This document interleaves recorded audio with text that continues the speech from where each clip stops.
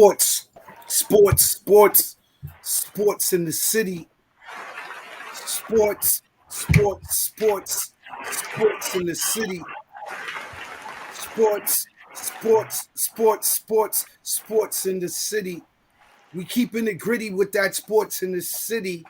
You already know what it is. We live from the arena. Welcome to Sports in the City. From the East Coast to the West Coast, from the North to the South. There's a Sports in the City wherever you are. Thanks for tuning in to Sports in the City TV. I'm your Sports G, Reed Richards, alongside with my partner in crime, Brooklyn's own BK Ty. What's going on, family? I'm good, fam. Peace out to the sports world out there. All fans from every arena, every field, every court. Shouts out to you. No doubt. We're back in Sports in the City. What's the deal, my brother? What's going on with you, man? Oh man, we've been talking about the sports equinox and all of that, right? But Yeah. with college ball and basketball and hockey and like football being in full swing, Yeah. I really think this is the pinnacle of the sports year. Could be mistaken, but definitely for me it is, man. But shouts out to you, brother. Shouts out to the iRent Network. Right. Also for all subscribers, we appreciate you. For all the viewers, hit that like button, hit that subscribe button, please. Most definitely. Thank you. And we here, man. This is our special edition. We giving thanks and blessings, Thankful for us having a venue, a platform for us to talk about our sports, something that's a passion to both of us. We would do it for free, or for $1,000,000. So definitely giving thanks for having our platform, giving thanks to the iRant Network. Definitely gotta give a big up salute, you know what I mean? Give thanks, blessings, and peace, to Jah Logic and the iRant Union, and to you and your family, bro. Regardless of how you interpret or live out Thanksgiving, you can always just get together with the family, have food, have a good time, catch a football game. You know what I mean? Because True indeed. True indeed. Dallas to play True and indeed. Detroit to play also. You know what I mean? So we definitely just bring that energy, man. That's what we do. You Yeah, know, man. Thanksgiving ain't about pilgrims and Indians, man. It's about family, man, breaking man, bread that's and being thankful for all blessings, man. right. That's what I said. This segment is called "Give Thanks and Blessings and Peace Due." So yo, Jah Logic, man, it's gonna be a monster, man. It's gonna be a monster, man. We gonna get that. It's gonna be a monster. Most definitely, Sports in the City TV via the iRant Network presents Top Shelf Tuesday. Give thanks and blessings, episode 10. Kicking it off, we're going to get into the NFL helmet to helmet segment, week 11. We'll be high stepping through the league like Coach Prime. You already know how we do. And then we had the rematch of last year's Super Bowl teams. The cream is rising to the top. And a few teams got pipped this past week. Round bowl, round the world. We picking and rolling through the rundown in the NBA week 4. Reaching the summit, we'll be backpedaling like Travis Hunter through the week slate of NCAAF games. The Big Ten drops the hammer on your boy in Michigan, Jim Harbaugh. He got suspended for 3 games, as we all know. Then he backtracks. He tried to appeal. So we're going to get into that. He speaks out. Reaching the summit, part 2, NCAA basketball, men's and women's 3 rundown and rankings. Guts and Ice, we're skating through the NHL standings. Live from the Diamond, the best of the best. And we're going to have to talk about Ohtani because, it's going to be a big thing because he's a free agent. So that's going to heat up the winter talks. And, our monsters of the week, the usual suspects and some new additions. Lastly, rising to the occasion like underdog with the upsets of the week. And then BK Ty's top 5 is closing the show. So let's get to it. Strictly top shelf. Off the top of the pile. NFL helmet segment. Kicking off week 11. it was a situation. You had that rematch with the Chiefs and the Eagles, which was an interesting matchup. Better There's no need to fear. Underdog is here. Yeah, so the underdogs were definitely in the building. The Eagles went into Kansas City Criminals in this world appear and took that game. What do you thought about that game, bro? It was a close game, man. Kind of disappointing from the Kansas City side, man. You know, the drop passes. And I think Kansas City offense in general this year has not been what people have expected. But thankfully, to a point that I made earlier in the season, their defense has kind of stepped up and been keeping them in games. That game was a tight one, and I think I read something where it said Andy Reid's record coming off of a bye is something like 13-1 or 12-1 or something to that effect. Right. So it looked good numbers wise, percentage wise for Kansas City. But another point that was made was due to the bad weather, that game was going to be won or lost in the trenches, man. And when it comes down to the trenches, you can't overlook those big dogs on the Miami on the Philly offensive line, man. Hurts didn't have a great game, but Philly pulled it out, man. You know. Well, come on, man. We used to go outside and we used to play in the snow, bro. So the inclement weather, I can't really use that as a excuse for any pro team, college team. Once you get past the high school level, you can't blame anything on the weather because the other team is playing in the same conditions.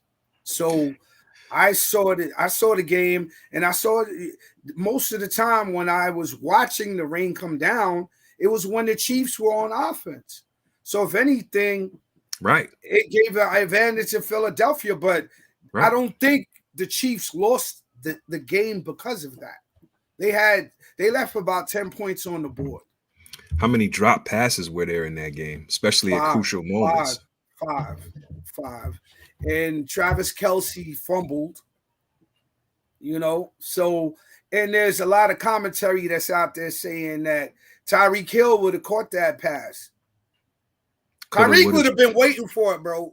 Listen, coulda, woulda, shoulda. Tyreek Hill ain't on KC no more. We understand that, but that's the commentary, bro. That's the word on the street. That's all I'm saying. And I have to agree with that because Tyreek would have been under that because his speed alone, they call him the cheater for what, bro? Let's just keep it real. You know what I'm saying? So, and to your point about the 5 drop passes, at least, and they lead the whole NFL in drop passes with 26.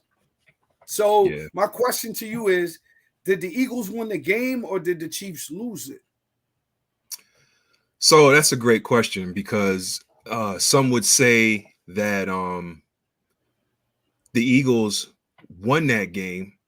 Matter of fact, I think the consensus is that the Eagles won that game because even if Kansas City would have scored on that last drive, I think they were saying there would have been enough time on the clock that Philly would have had a chance for another drive and score. So, you know, at the end of the game, Kansas City. I can't use that though, because when we spoke about, and that's part of the narratives too, especially when you're talking about trolls like Stephen A. Smith, when it was spoken about when Dallas was playing the Eagles and they had a couple of drives that didn't go in their favor and they left points on the board. It was like, oh, it's a usual thing with Dallas.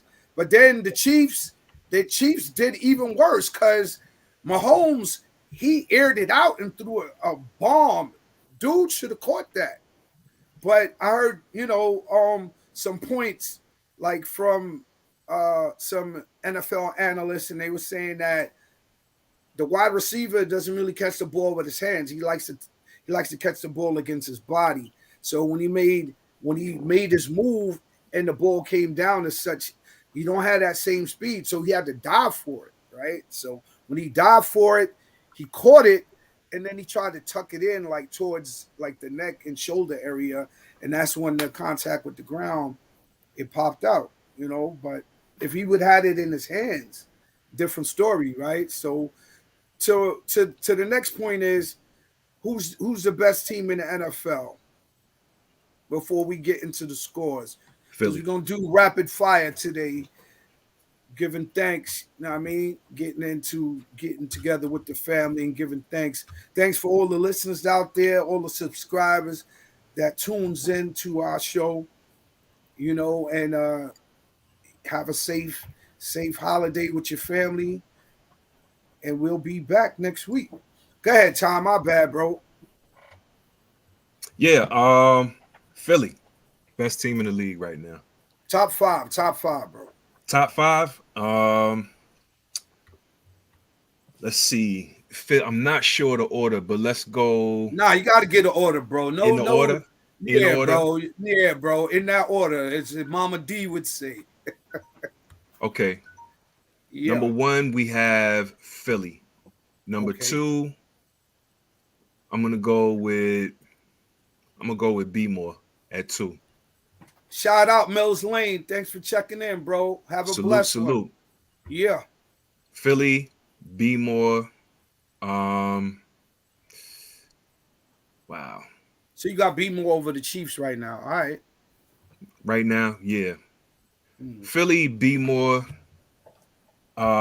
Detroit, Kansas City. Philly, B More, Detroit, KC. Missing the Niners. Oh, I'm tripping. And the Niners, correct. The Niners who got Debo back and has turned it back up. So yeah, as we predicted, we already spoke about. Matter of fact, that. I'm gonna flip that. So we're gonna put the Niners. We're gonna put the Niners third right now. Third after the Ravens. Third, exactly. So I don't know. Some may question that, but okay. Show less, brother. Yeah, what's yours? So you got Philly, Ravens, Niners. Who's after the Niners? Philly, Ravens, Niners, Detroit, and KC. Detroit and KC. Okay. Philly. The thing with Philly is that just tell me which team you're gonna take out. Nah, bro, because you Dallas. took your time, bro.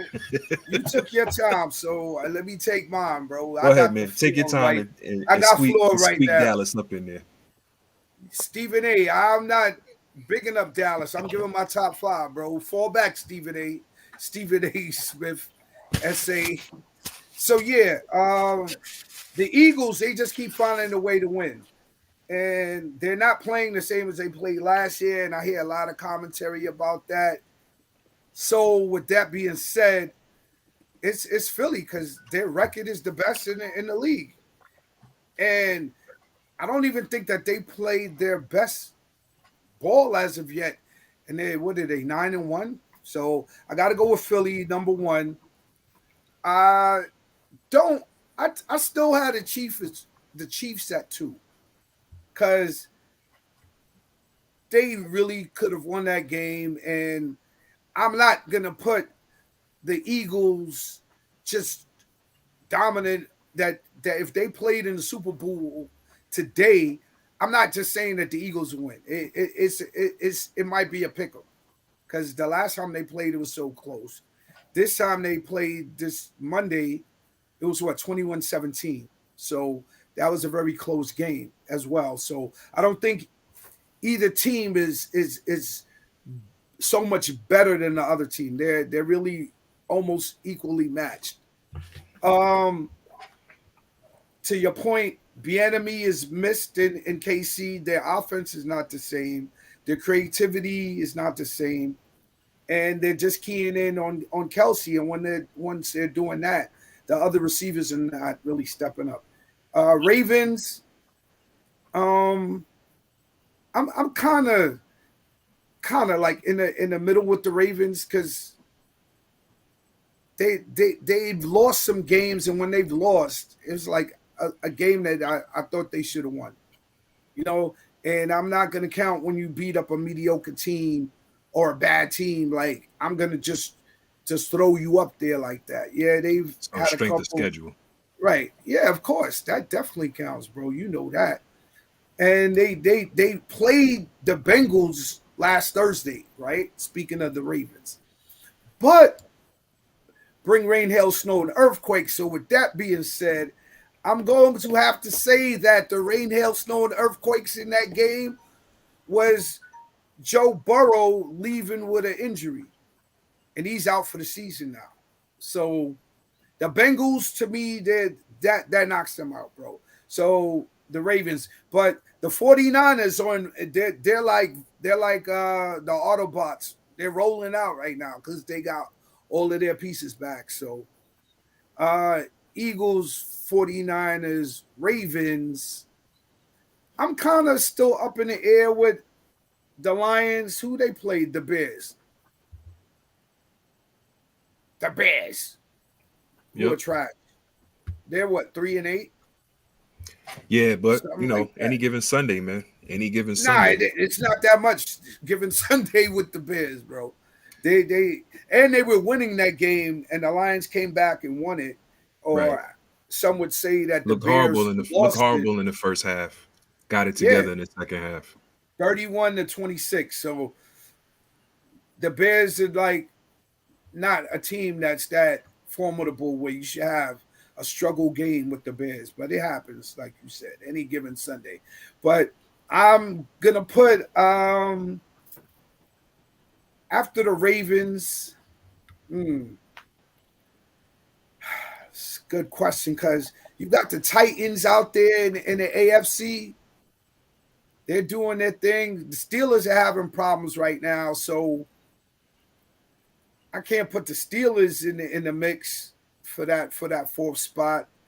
The Dolphins, once they played the Raiders and they had a 20-13 game with the Raiders. What do you think about that?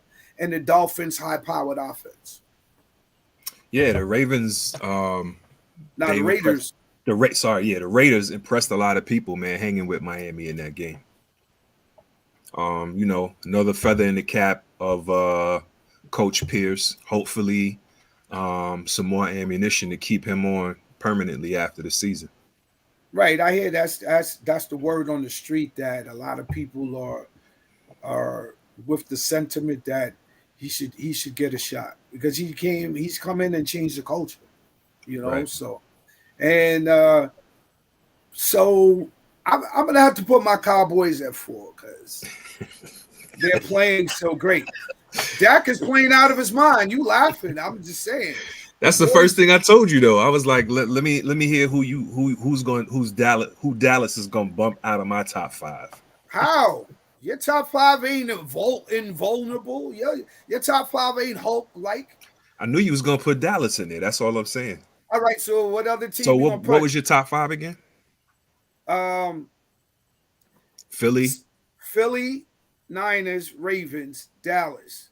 Now I'm and I have to put the Chiefs in there at 5. Gotcha.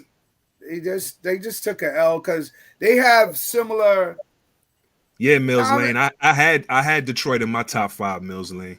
That's who got bumped for the Cowboys. After shake. Don't worry about who's getting bumped for the Cowboys. Worry about your Giants, bro. Worry about them Giants. But we're not sleeping on Detroit and Houston. I just said Houston, the Titans, or the Texans, pardon me, are in the mix. So, yeah. But Detroit also, look, they just played the Bears, bro. And they had a struggle game with the Bears, Mills Lane. So, and Dallas has been playing out of their mind. Now, when their next game comes up with 49ers or Philadelphia, which is coming up within the next month or so between the two teams, then we're going to really see what Dallas is made of. The mistake that I think Dallas made was not getting Derrick Henry. If they would have got Derrick Henry, that would have put them in a better position. And that's my top 5, and I'm sticking to it. Let's go. Anything else you want to get at, Stephen A? Oh, my pardon me, BK Ty. Before I get on to the scores, we covered the Ravens and the Bengals. That's a big hit that the Bengals took when Burrow got knocked out. But there's some talks, that he was wearing a bandage before the game. So they're like investigating into his injury. But I'm like, NFL, knock it off. Like as many years as it's gotta be. You've had people playing with brain injuries and still going out there. You just got your protocol together. So knock it off. I don't think Joe Burrow would try to pull anything like that. But moving along, we had the Browns 13-10 over the Steelers. What do you think about the Steelers? Stephen A. Smith's team. Steelers just fired their offensive coordinator, Matt Canada. Yeah. Offensive, if you ask Steelers fans, long overdue. But that's not their culture, though. That's the first time they've had a midseason firing in 41 years. Yeah, for sure. Really did. Like the Steelers is one of the most loyal franchises in pro football. Absolutely, and to his credit, man, Mike Tomlin in the press conference, after the firing, man, he did everything, and anything to make it sound not like an amicable split, but hey, we just had to do some things, and it had to happen. Like he wasn't trying to blame Canada, but had to say, look, he had to go. So salute to Tomlin, man. It's people do things. They gotta, teams make adjustments during the year, man, to try and change their fortunes, man. And Pittsburgh is no different, man. They were probably they're probably the best bad team in the league this year. That's possible, man. But I just think that they fell under the pressure of the social media commentaries and the media commentaries because, historically they haven't been in that type of era where the Steelers have done bad or poorly as a team. And they still have a winning record, but the thing is that their offense is so porous. There's questions of how would they manage during the playoffs, but we're going to have to revisit that once the playoffs come in, if they even make the playoffs. We covered the Lions over the Bears, the Lions 31 over the lowly Bears, 31-26. They're in BK Ty's top 5. They just had such a great victory right there. Then the Packers took one from the Chargers, 23-20. The Chargers, the coach is making a lot. Hold on, who did Dallas beat this weekend? We're talking about the Packers and Chargers. Oh, you ain't talking about Dallas beating up on a 2-win team this season. That's not what you're talking about. We're talking about the Packers and Chargers. We ain't get to the Cowboys yet. Relax, Stephen A. You'll get your hate for Dallas out in due time. Hold your ambitions down, bro. All right, so the Packers over the Chargers, 23-20. Because the Giants are not relevant. Like, don't really act up. Because, like, what are you really going for? Let's talk about next year's draft when you want to talk football with me now. You a Giants fan. Let's talk about us screwing up our draft pick. We moved from the second spot to the 5th spot currently. Dolphins, as we mentioned, over the Raiders, 20-13, man. Love you, Tom, man. I know you Giants, man. They had the Commanders are supposed to beat y'all, man.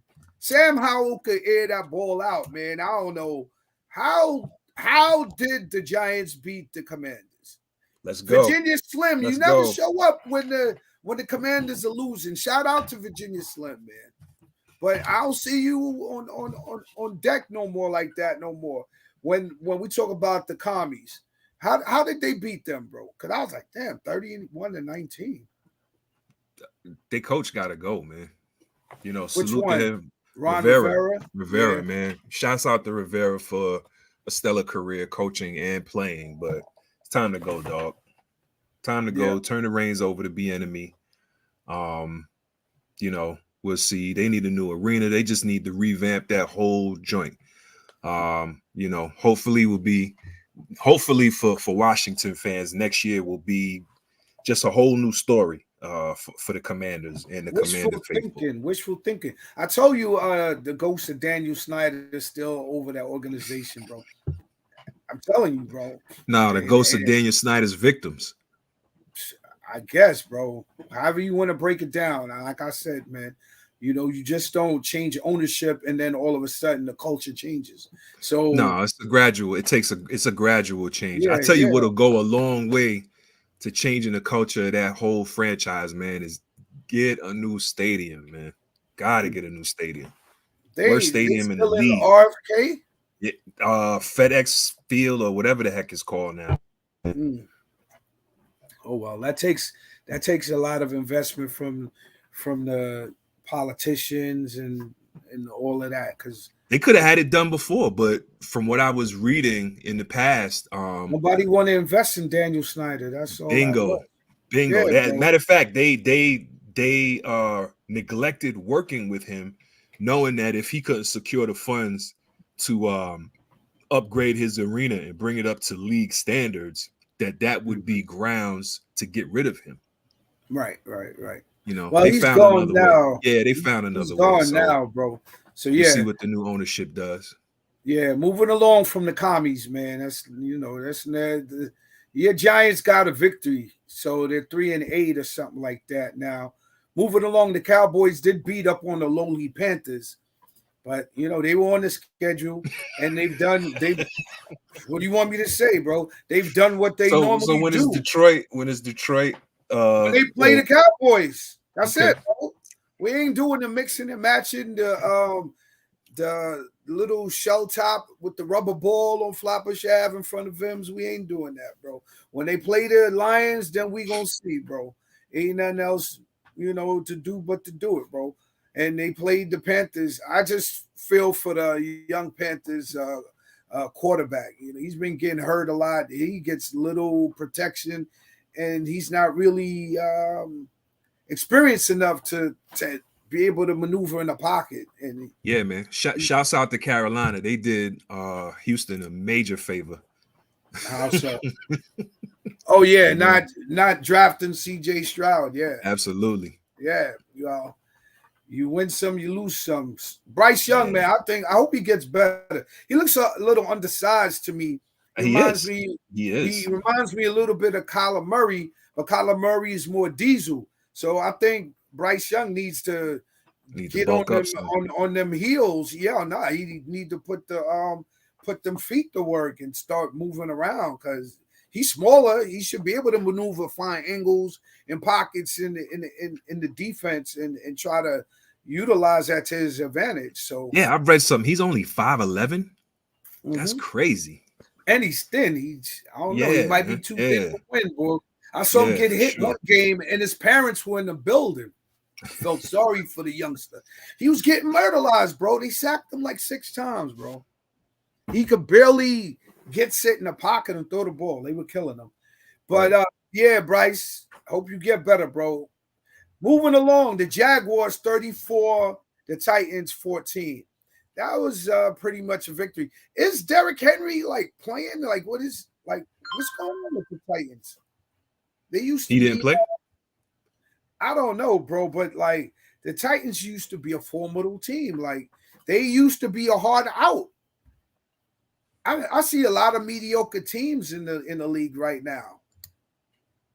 A lot of mediocre teams. I see a lot of bad coaching and a lot of just poor execution on the field, and it's just a different brand of football that I'm watching. The elite teams are elite, then you got the next tier, and then you got a pack in the middle that's just a little bit above average, mediocre. Then you got the teams, like you said, like the Panthers, the Cardinals, your Giants, unfortunately, the Jets.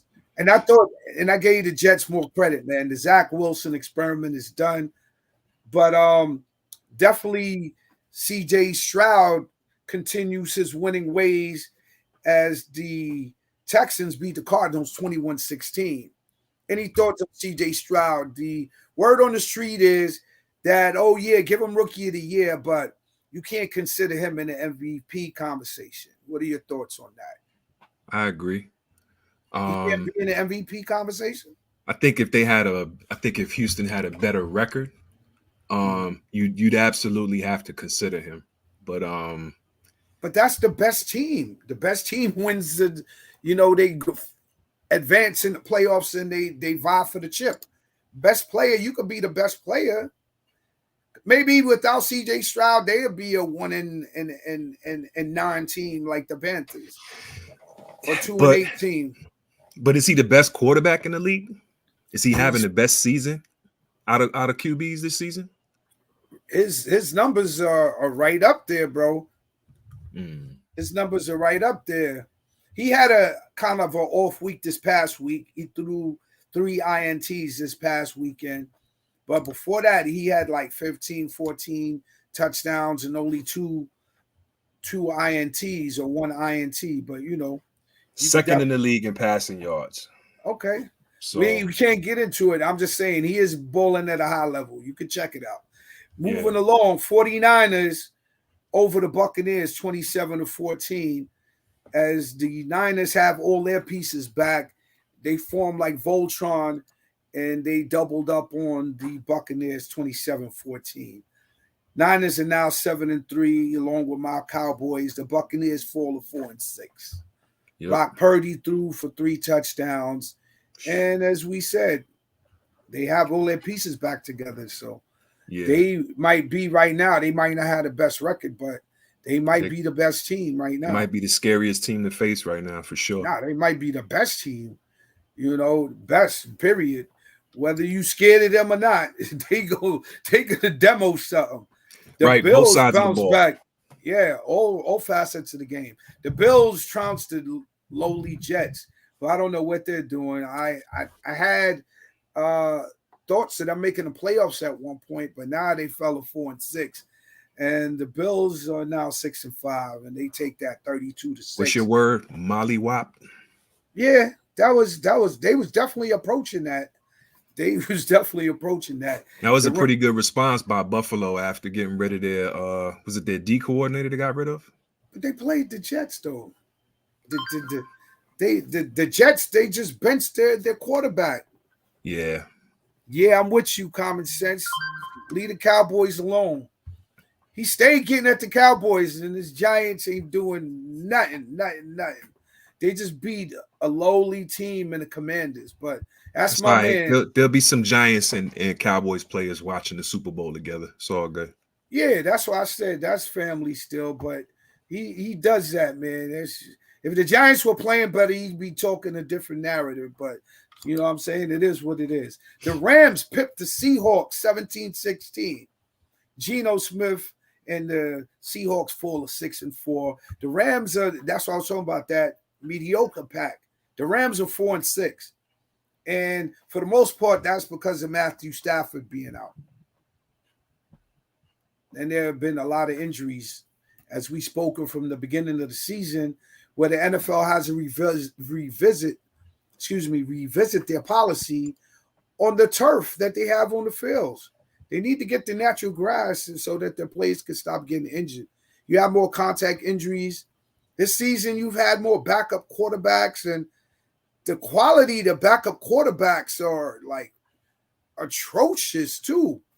Like the NFL used to be, in order to be a backup, you had to either had been a starter already for X amount of years, and you just lost your starting job, but you're still serviceable and you can win games. Now, I don't know what a backup quarterback is in the NFL no more, bro.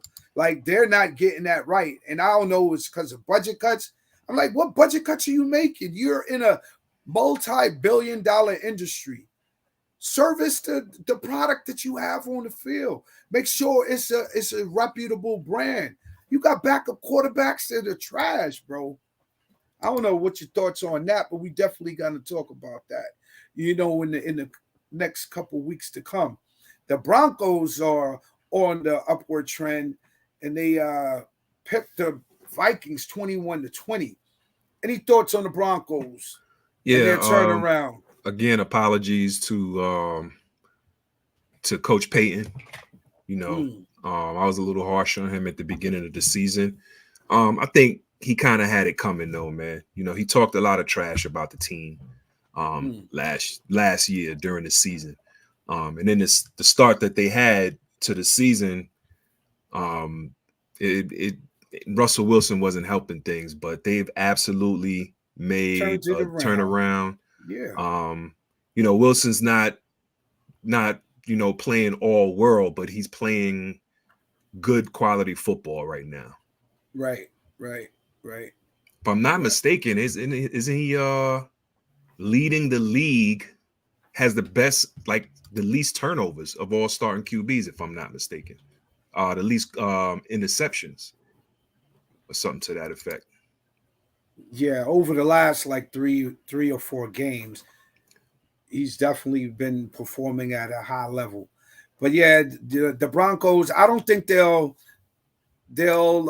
make the playoffs though. I think their rise has been too late. What do you mean? Any quarterback but Kaepernick? Any quarterback could get a chance but Kaepernick. Oh, as far as the backups, yeah, definitely, bro. That's what it seems like, bro. Mills Lane, thanks for checking in. Yeah, that's what it seems like. Any quarterback except for Kaepernick. But is he still interested in a QB job? Because he's moved on and he's done, the social work in the community and raising funds for probable cause, for reputable charitable causes. So does he even want to still be in the NFL? He's got to be done, man. He's because this league more than any other will forgive anything. There's murderers that have played in this league. I mean, after catching bodies and stuff like that. So right. This league, man, they'll forgive anybody for anything as long as you can still play. But if the consensus is that you're beyond your usefulness, man, you're not going to get a shot. And shouts out to Kaepernick for taking the stand that he did.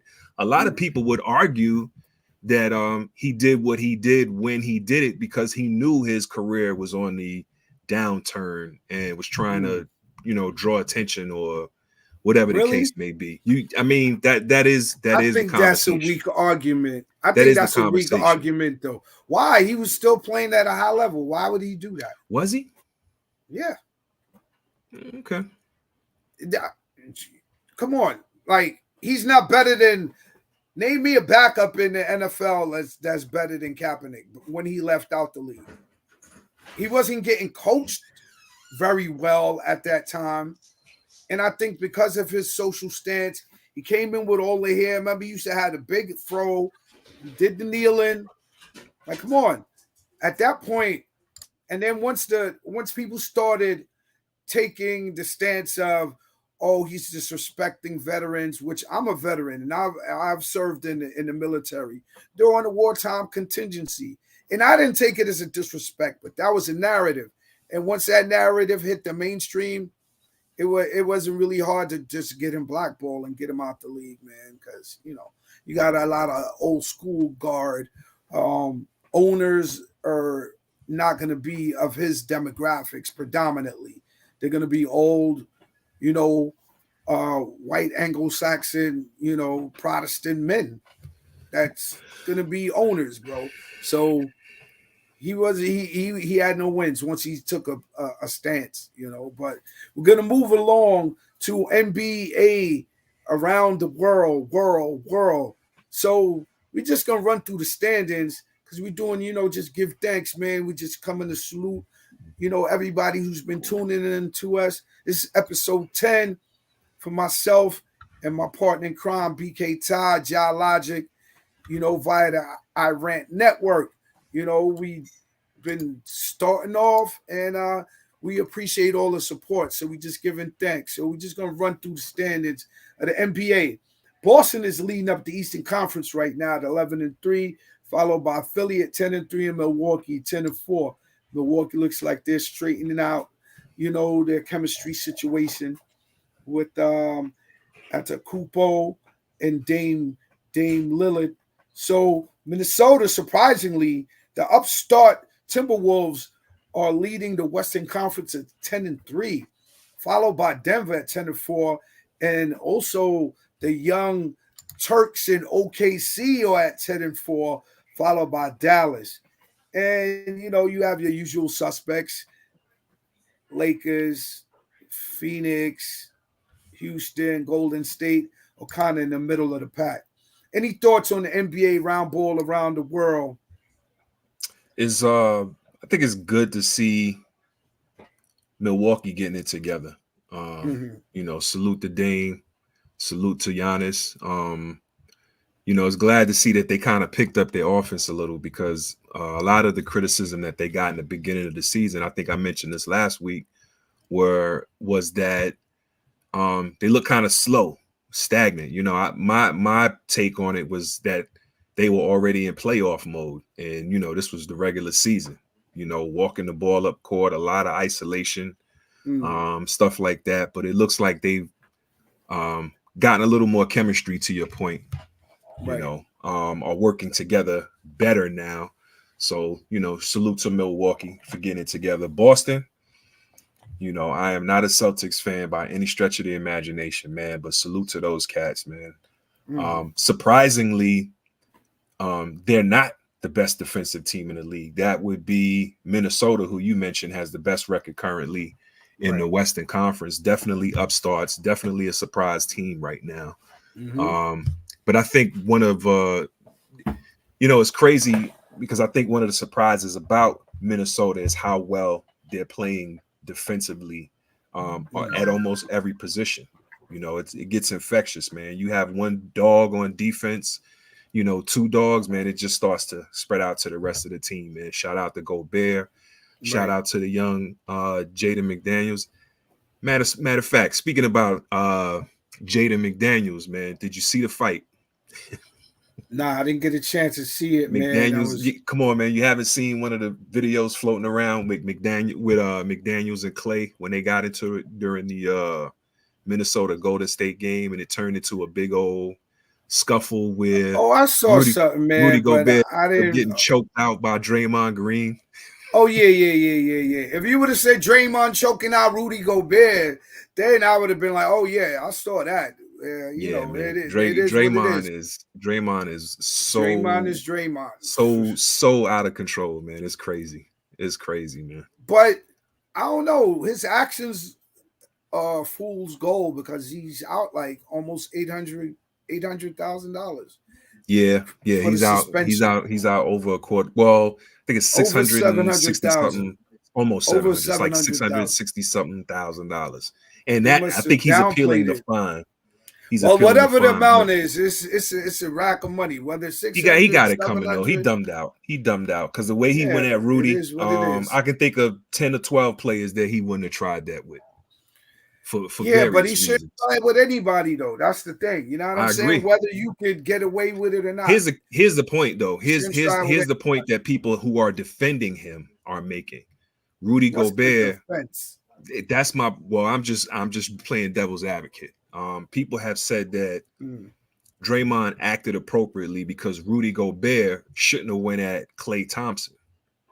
And, you know, Draymond, although at first might have been going to the defense of his teammate, he definitely went overboard by putting him in that headlock and dragging him for like 4 or 5 seconds across the floor. He was waiting for that opportunity, man. Yeah, absolutely was. He restrained him because it's certain levels of escalation of physical force.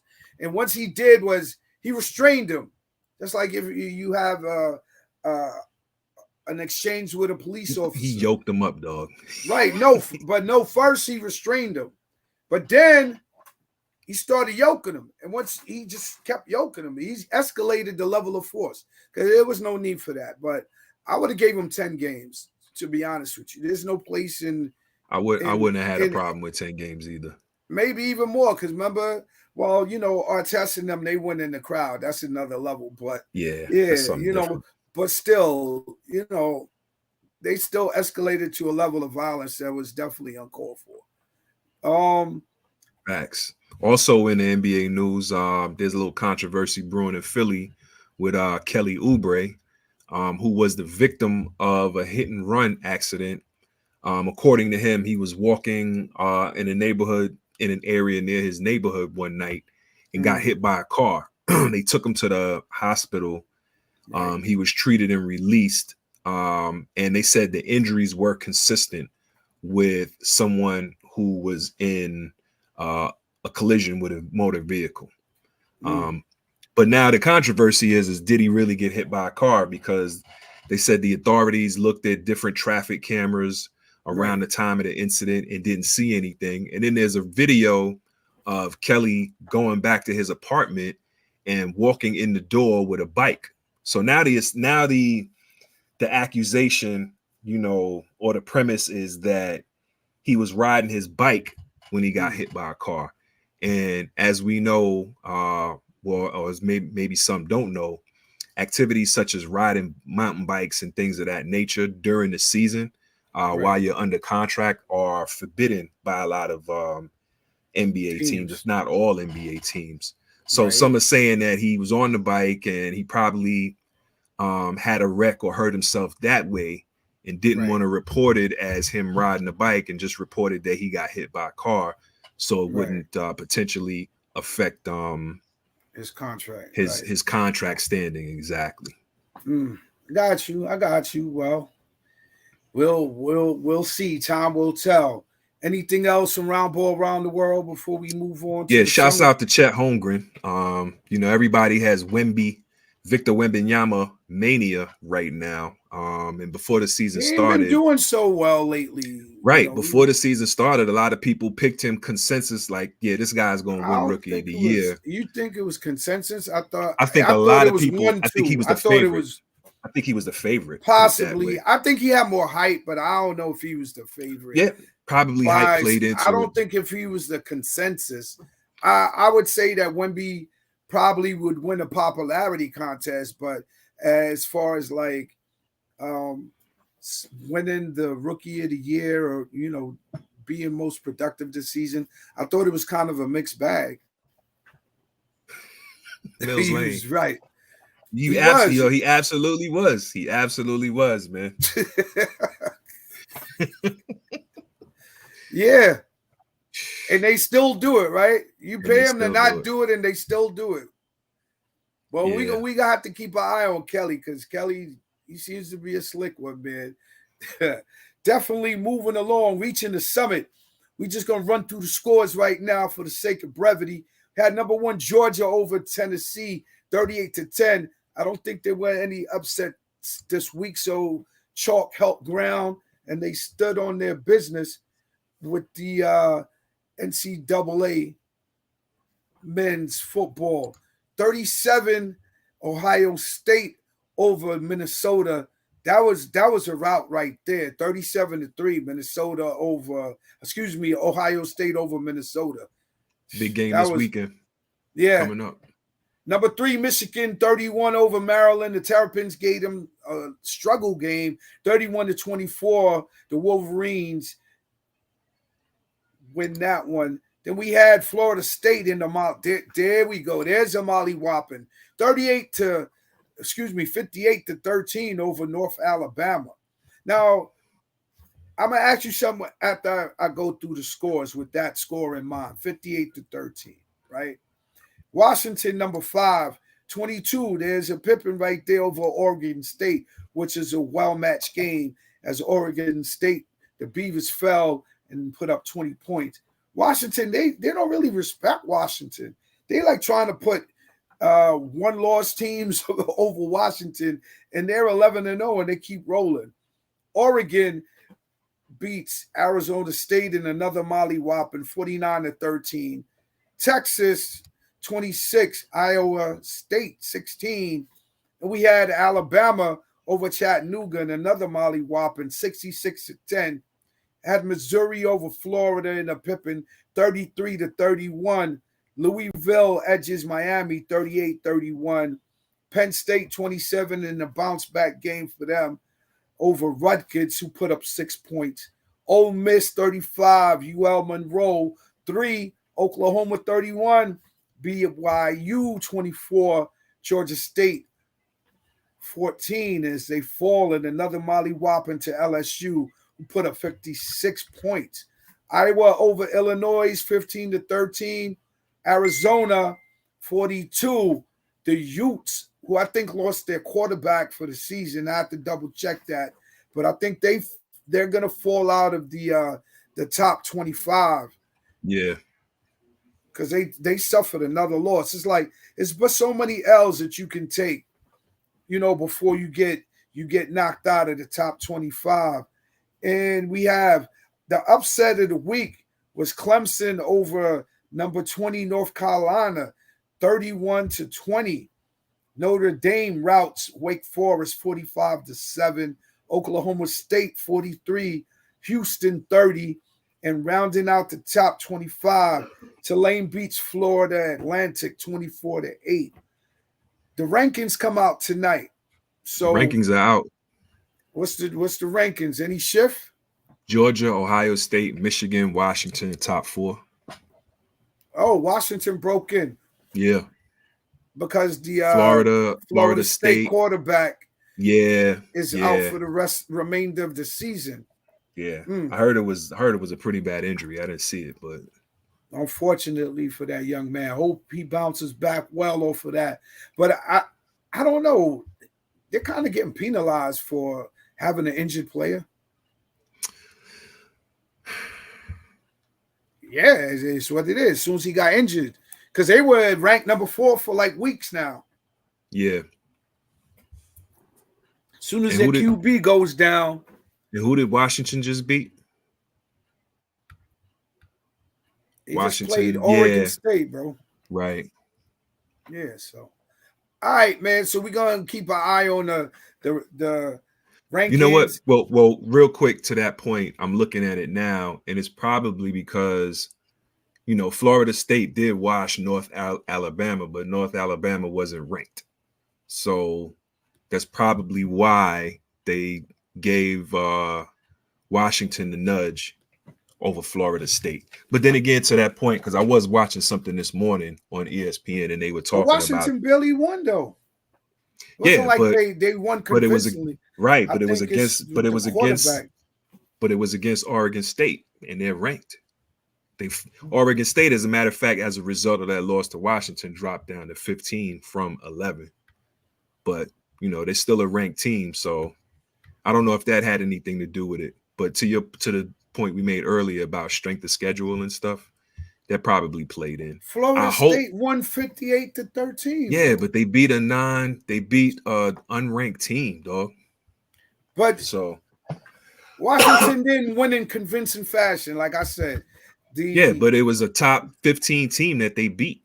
So their QB going down, I think, was the biggest, because no matter who they've played, they've been at number 4 for like over a month, bro. All of a sudden now they get moved out because of that. And Washington has already had quality wins before this past week, and they just bumped them up. But we'll see. Reaching the summit, right? That's what it's about. We're gonna move along to Reaching the Summit Part 2, NCAA men and women's rundown. Week 3 now. Any sleepers you seeing in the college ranks? Nah, man, it's kind of early. I don't know about sleepers or anything like that. All right, so let me just go through the rankings then. So you got KU still ranked number 1. Purdue is 2. Arizona is 3. Marquette is 4. UConn is 5. Houston is ranked 6. Tennessee 7. Creighton 8. Duke is at 9. Duke, and Miami is ranked number 10. Gonzaga is 11. And usual suspects are there. I don't really see anybody team in the top 10. Only team with a loss in the top 10. Yeah, well, you know, they got that brand already. So, yeah. And, you know, you talk about, they took an upset, though. But there hasn't been really any teams. It's hard to knock Duke out of the top 10 unless they get routed, you know, but they were upset. It is what it is. UNC is climbing. You know, FAU fell like 9 spots, but for the most part, the top 10 has stayed, you know, about the same. What about the women's top 10? Yeah, give me a second, brother. Gotta pull it up. If you got it. Yeah, but the upsets were rampant in the first couple of weeks. So the LSU lost to Colorado. What's going on with your girl, man? Said she's been suspended from LSU. Well, there hasn't been an official report, so there's no official report. But we need to send the APB out on Angel Reese because she's definitely missing. That NIL money going on. Hey, APB, Angel Reese. Anybody seen Angel Reese on the court? Nah. Yeah, where's Angel Reese at? Your guess is as good as mine, bro. To be honest with you, where is she, bro? She's missed like the last 2 games. And yeah, I think the rumor is academic ineligibility. Oh, her GPA is not up to par. Yeah. Wow. And I She's remember on somebody academic suspension. commenting that she spent the summer TikToking and taking trips instead of working out and stuff like that, you know. Well, I said, that NIL money then got her like, you know, LSU what? She gassed. Got her gassed. She got her gassed because from what I know, I knew she had a little, you know, flamboyant attitude, but I always knew how to be about her business, you know. So that could be the point, man. You know, that goes to their head. Moving along, Angel Reese, get it together. But we sending that APB out on Angel. Anybody see Angel Reese, tell her to holler at your boys of sports in the city. Hit us up because we want to know what's going on, Angel. That's not like you, so get it together. What do you think? She gonna be back before the New Year's? I think she'll get her stuff together, man. But with that process, though, listen, man, she might have to go to winter classes. She might not. Got people that do your homework for you and all of that. So I don't even understand it. I don't even understand it. That's just total. I don't give a crap. Maybe that's part of the problem. But if she had people doing her homework for her, then what's the problem? Get it? Exactly. You know what I'm saying? Exactly. So I think it's more to it than that. It's the money going to her head, man. Wow. You know? So you think she's gonna leave early? I definitely think so. If she getting that money now, maybe she want to see more of that money. You know? Absolutely. All right, Angel, at least hold your team down for the season before you leave. They said something. She was at $2 million or approaching $2 million or $1 million in NIL money after the championship last year, or during the women's Final Four. The NIL money is real, but it's Angel Reese will show the bad side. Yeah, absolutely. Well, she's young, so if Ty could forgive Evan Neal for calling Giant fans hot dog and hamburger flippers, we can Giant fans Angel forgot Reese. about it, so we can forget about Angel. We didn't forget. We just saying they might have forgiven, but they didn't forget. Because Angel Reese, you know, we can forgive her, man. You know, if anything, she's doing herself harm. She's harming herself. She ain't harming us. For sure. She's harming herself. But if she got that $2 million bag, how hurt is she? You know what I mean, T? So It is what it is. So moving along to the guts and nice of the NHL. Hold on, you didn't run down that top 10 for the women. Oh, I thought you had it. I'm ready. So number 1, we got South Carolina, UCLA, Colorado, Stanford, Iowa at number 5, UConn all the way down at number 6, LSU, USC, Virginia Tech, and Utah round out the top 10.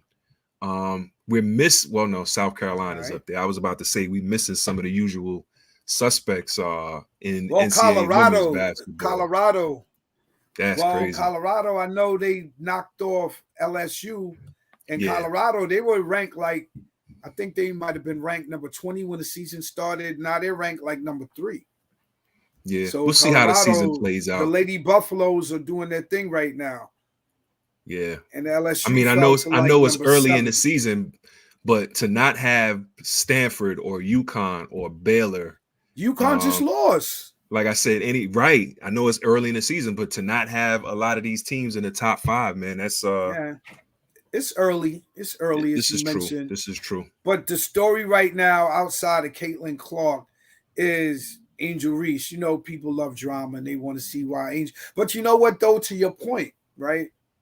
When we spoke about, and I thought about this, when you speak of you're going to the game just to see Angel Reese, even though she's on a college level, people want to go see Angel Reese. So now she's not at those games. and you're getting paid that NIL money. So now you're gonna get treated like a But I think it's a small.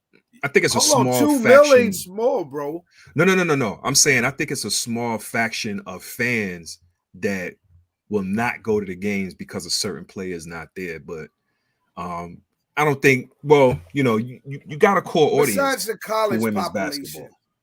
They, Yeah, like but I think it's a have small. been I think it's a saying- small number. I don't think that many people Nah, are I not don't going to think go now that so. she's not there.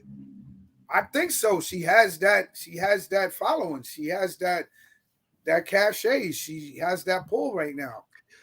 But I don't think college basketball is exciting enough for one player to have that much of an impact. See, I could think of 2 million reasons that it is, bro.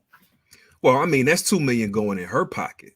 But you know, at the end of the day, you know, Those like universities make money fist over hand, bro. We absolutely, ain't gonna cry poverty for them universities. But, no, I'm not saying that. I want to get something that we gonna have to table that, bro, because Logic got something that he got to pull up from the Michigan University press conference that I thought was very interesting because Jim Harbaugh, I don't know, man, that investigation is driving him bananas, I think. Listen to this. On the right, Wojo. Jim, you mentioned the high-pitched siren, and your team has dealt with it. But now this week, the 2 undefeated teams, the biggest game, everything else. Do you think this truly will be the challenge as to how they deal with it and how you deal with it? I mean, it's I go back to that. It's like the Ted Lasso show, you know. Believe. He's out. Comes out of that is believe, and I'm just so proud of our team. Despite that noise, our locker room's in one piece. And like Ted, for me, locker rooms, a lot like my mom's bathing suits. I like to see them in one piece. We got that, and it's amazing. What is he talking about? Oh, that was funny. What is he talking about? He was saying that the locker room. No, I heard what he said, but with all the controversy going on. Yeah, but his commentary didn't. It's like, I don't know. I think he was a diversion. I don't know. That was a red herring. He stood. Nah, it wasn't just. Well, he tried to make a connection to having his locker room in one piece, like his mother's bathing suits. But would you talk about your mother like that? Jokingly, yeah, you know. Yeah. All right. Well, let's move on. I ain't gonna make a big deal out of it because then I want to argue back and forth why you would say yes and I'm gonna say no. But I just think it was a diversion that was like in poor taste. But he's just like talking when he's getting asked questions. He's just giving people the Willy Bobo because what he said made no sense. Because right now you're not in the locker room, bro. You're not even allowed at the game. So what are you talking about the locker room for? Is he not? I thought he just couldn't be on the sideline. He can't be at the games. Yeah. That's like me getting suspended and I'm in the stadium with a walkie-talkie. I can't do that. Like they ain't gonna let him do all that. Like he gonna show up to the stadium. He's in the locker room. So then during halftime, he can be given plays and different cues to execute during the game. That would be no punishment. You know, I'm glad they just went ahead and didn't bother fighting the suspension or whatever.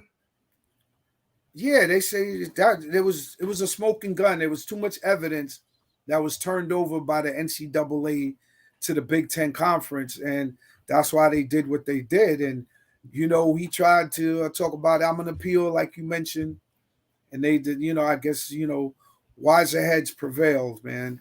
But yeah, no doubt. But shouts out to the future head coach of the Chargers, Jim Harbaugh. Possibly. Your man is out. He's out. He is out, bro. That's possible. That's why the coach Sharon, whatever his name is, the one that's taking over the head coaching duties. That's why he was crying last week, man, because he's like, "Yo, I'm about to be the head coach of the Michigan Wolverines, man, and I can't thank Jim Harbaugh enough."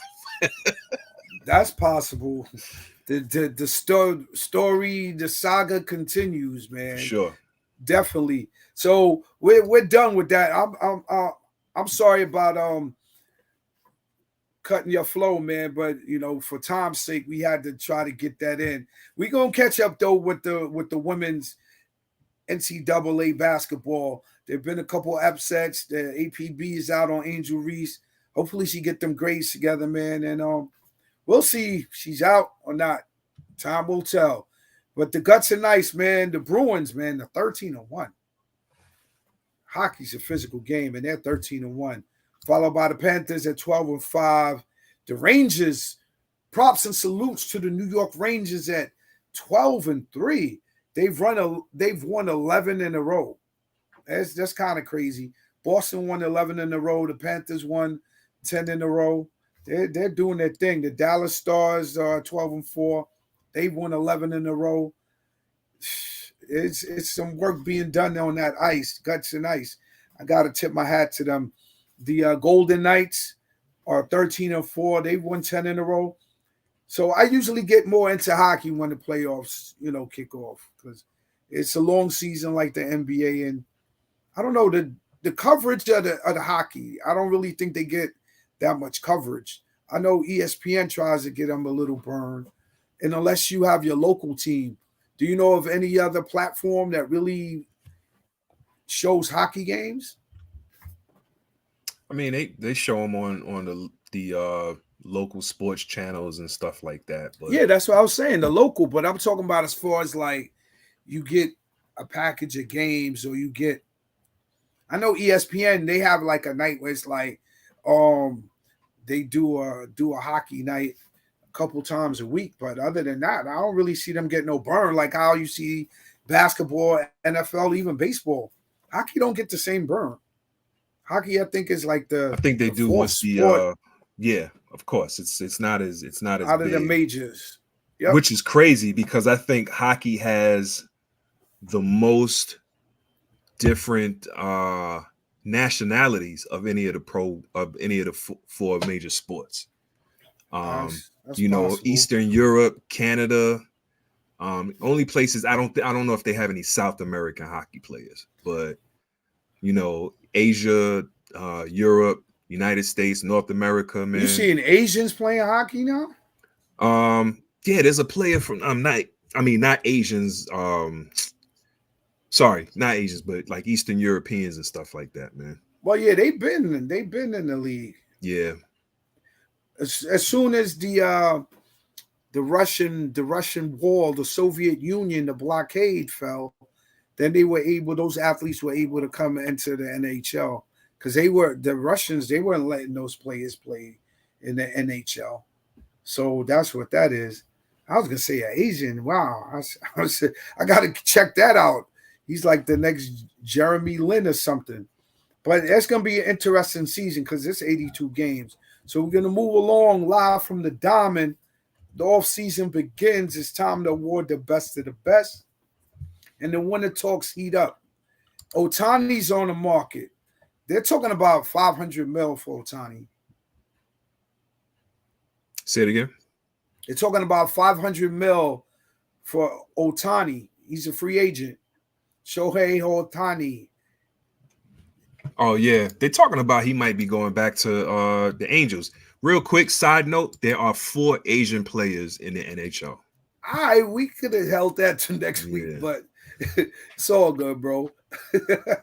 Yeah. So yeah, the Cy Young Award winners were Derek Cole and Snell from the Padres. Shouts out to the Bombers. But 4 out of like how many thousands of players? How many players on each NHL team? Like they have like a good roster, at least the size of a basketball team. I thought we got off of that. I thought we was doing baseball. Nah, you stopped me to say, yo, side note, there are 4 Asian players in the NHL. Note, and let's go back to what we was talking about. All right, bro. So that could have waited. 4 players, that's not a lot, but I get your point because I was saying I ain't see too many of them cats. But yeah, so you're right. So Ohtani is out there on the market, 4 Asian players. That was funny. You couldn't wait to tell me that, huh? No, I had to check. Because I know I seen that, but I wasn't thinking like Asian, like Japanese or Chinese. I was thinking more like Asian, like Indian or something like that. But Oh yeah. there Okay. are actually Japanese. I think it's 2 Japanese players or 1 Japanese player. Okay. Yeah. So yeah, that could be an interesting BK Ties top 5. Top 5 Asian players in Top NHL 5 history. Asian players in the NHL, bro. Let's. Yeah. Oh man, that is funny though. All right, man. So we're moving on from live from the Diamond. The winter talks are just about to heat up, so we'll have to revisit that. The talks is just starting to simmer. We'll get back to you once it starts cooking. Monsters of the Week with the usual suspects and some new additions. You know the monsters are out there, John Logic.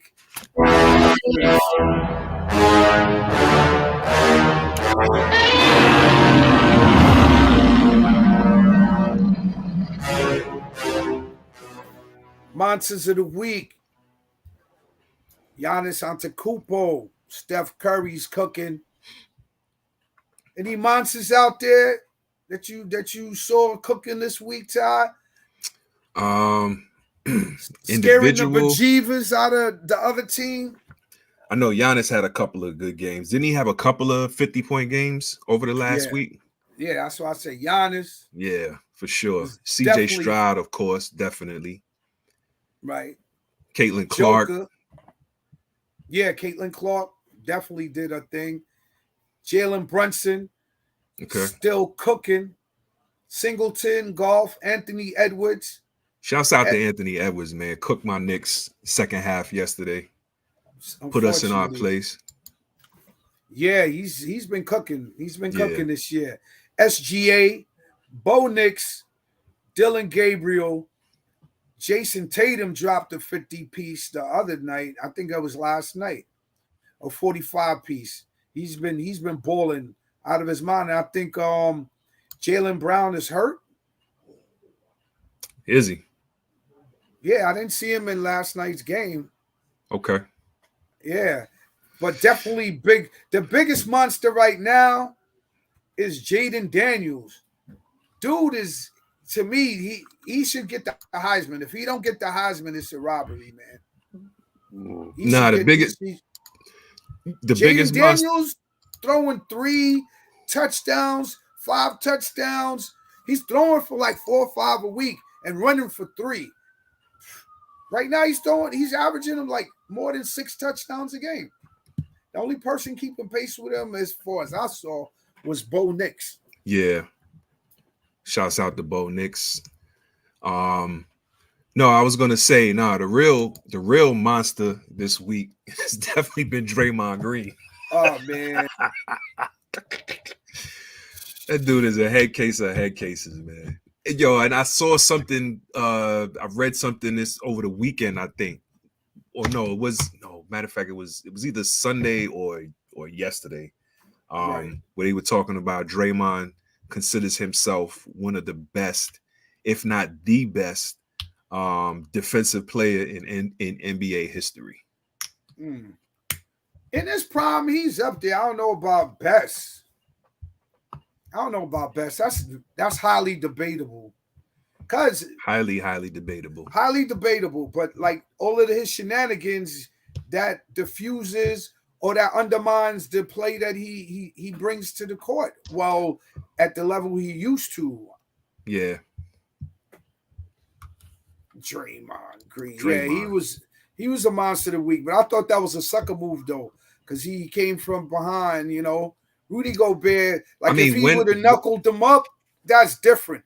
But he snuck what from move behind. has not been a sucker move by Draymond? Yeah, That's his MO, catching cats off guard. But choking them out from the back though. Yeah. Like, come on, man. Yeah. That's some a real grimy move, man. That's some real clown stuff. He was the monster of the week, man. Underdogs of the week. Moving along to that, rising to the occasion, like the underdogs of the week. It wasn't too many underdogs this week. Clemson, Charlotte, Giants, New York Giants. Cut it out. I mean, we were underdogs, dog. We were underdogs. Yeah. What or the what? Cash King. I mean, it wasn't Those a, on it the wasn't a betting big game sites? it wasn't a consequential game by any stretch of the imagination, but you know, Yeah, we man. definitely went in there. All and right, I'll screwed up throw our the Giants draft in there, man, because we giving thanks and blessings, man. The Giants was the underdog. pick. Yeah. Clemson, Charlotte, T-Wolves, OKC, Colorado Lady Buffaloes. Definitely underdogs. Salute to the underdogs out there.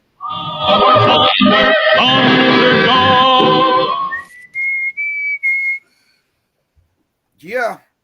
And, just real quick before we get into BK Ties Top 5, for those who are out there, man, we're thankful we get a chance to do our sports show and express our thoughts on this platform. But there are things that are serious in the world, like war that's taking place, people not having enough to eat. So always be mindful of situations like that when you can, try to help someone else who may be less fortunate than you may be.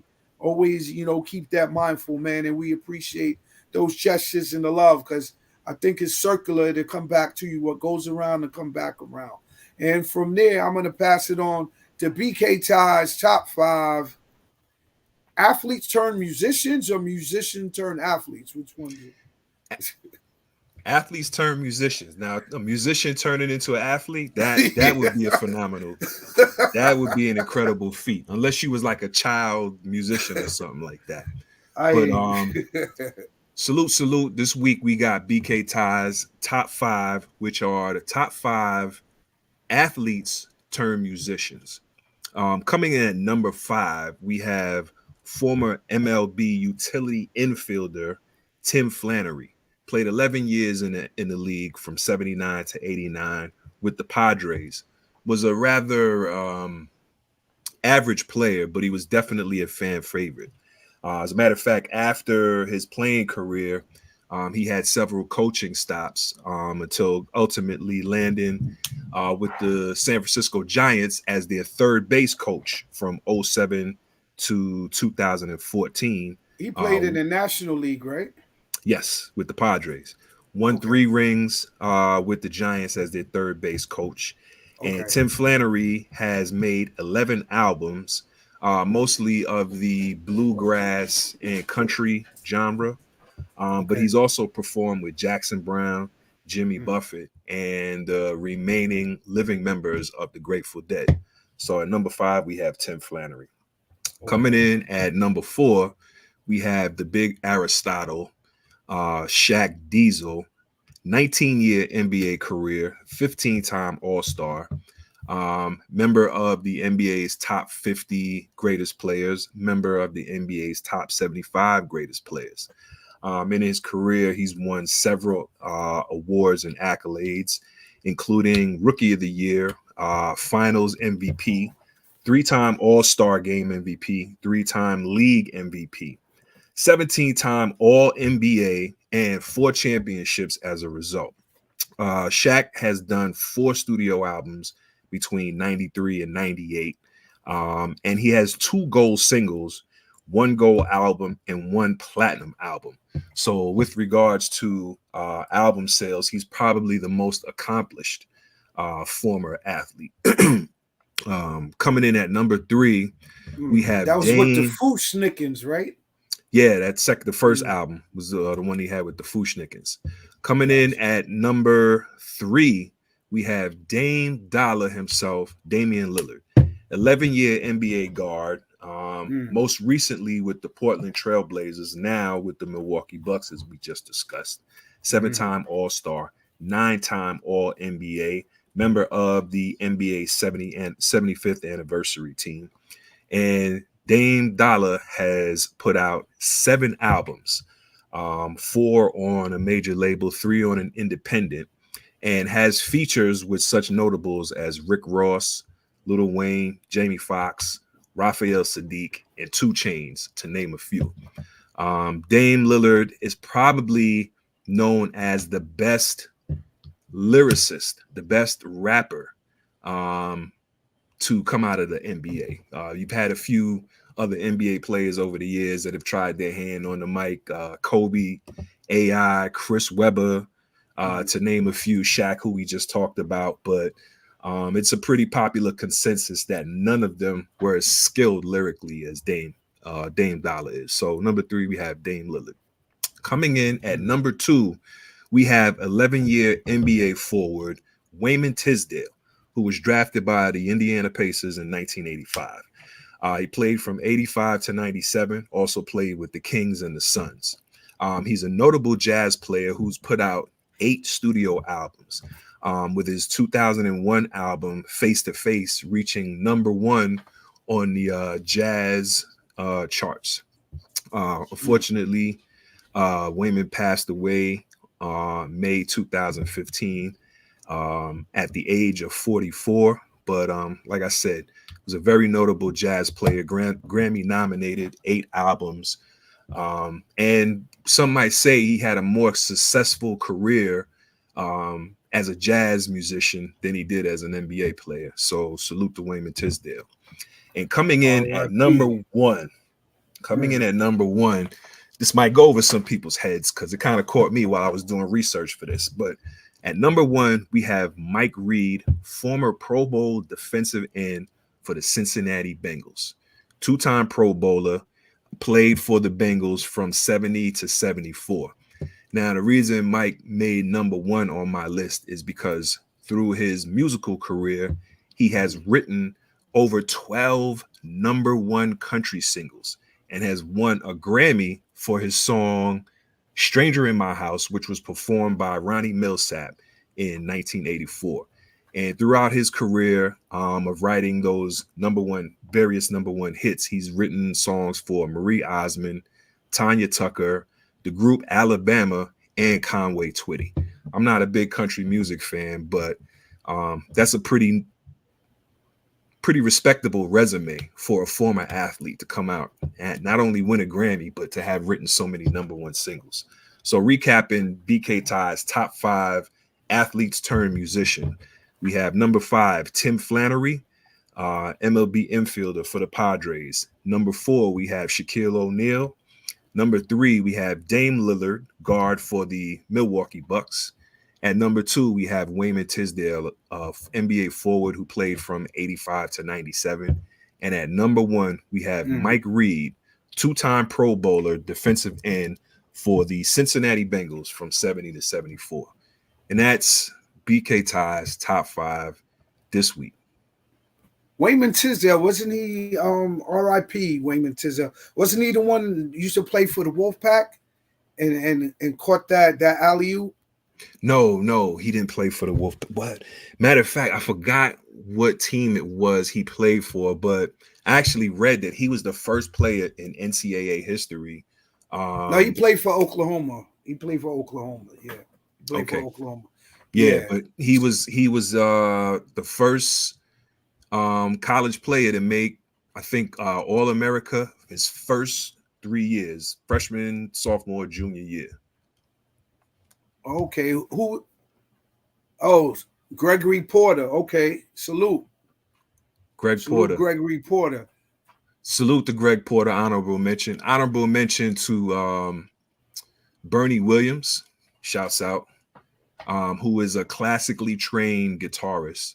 Salute to him. Also, shouts out to, I didn't know, Kyle Turley, former, I think, linebacker or defensive end. He does like rock, country music, something like that. Kid Rock play sports? Kid Rock, not to my knowledge, not professionally.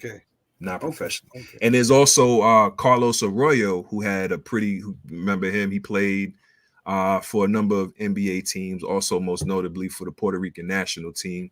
But he had a big career once reggaeton music came on the scene.